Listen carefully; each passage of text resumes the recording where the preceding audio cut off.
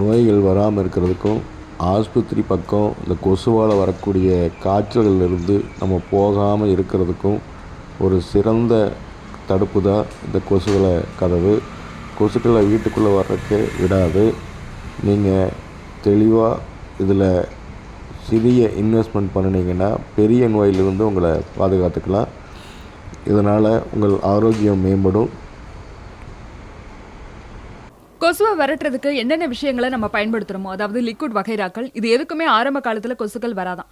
ஆனால் போக போக அந்த கெமிக்கலை பழகிக்கிற தாங்கி கொள்கிற சக்தி கொசுக்கள் கிட்ட வந்துட்டதுனால இப்போ அதையும் தாண்டி நம்மளை கடிக்குது அப்படின்னு சொல்கிறாங்க ஆராய்ச்சியாளர்கள். அதனால கொசு விஷயத்தில் அரசு என்ன நடவடிக்கை எடுத்தாலும் கூடுமான வரை நாமளும் கொசுக்கள் கிட்டேருந்து பாதுகாப்பாக இருக்கிறது ரொம்ப ரொம்ப முக்கியம்.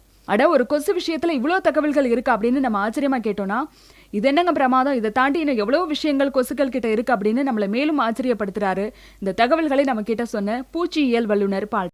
இந்த கொசுக்கள் கிட்டேருந்து நீங்கள் தப்பிக்கிறோன்னா, உடல்நலத்தை பாதுகாக்கிறோன்னா, நீங்கள் கொசுவோட கதவு போட்டுக்குங்க. கொசுவோட கதவு அதுதான் பாதுகாப்பு. மிஸ் பண்ணிடாதீங்க. ஸ்மைல் கியூட்டா இருக்கு. சரி, ஃபர்ஸ்ட் பிரச்சனை என்னன்னு சொல்லி பார்த்துருவோம். டெங்கு மனிதர்களை பயமுறுத்தக்கூடிய ஒரு காய்ச்சலாக இருக்கு. எல்லாத்துக்கும் ஒரே தீர்வு என்னென்னா, கொசுவோட கதவு உங்கள் வீட்டுக்கு போட்டுக்குங்க. அதுதான் பாதுகாப்பு. வந்ததுக்கப்புறம் கொண்டு போய் ஆயிரமாக லட்சமாக ஆஸ்பத்திரிக்கு செலவு பண்ணுறதுக்கு பதிலாக வராமல் பாதுகாக்கிறது தான் சிறந்த முறை. ஆகவே நீங்கள் கொசுவோட கதவை போட்டுக்குங்க. அதுதான் உங்களுக்கு பாதுகாப்பு. நன்றி நண்பர்களே.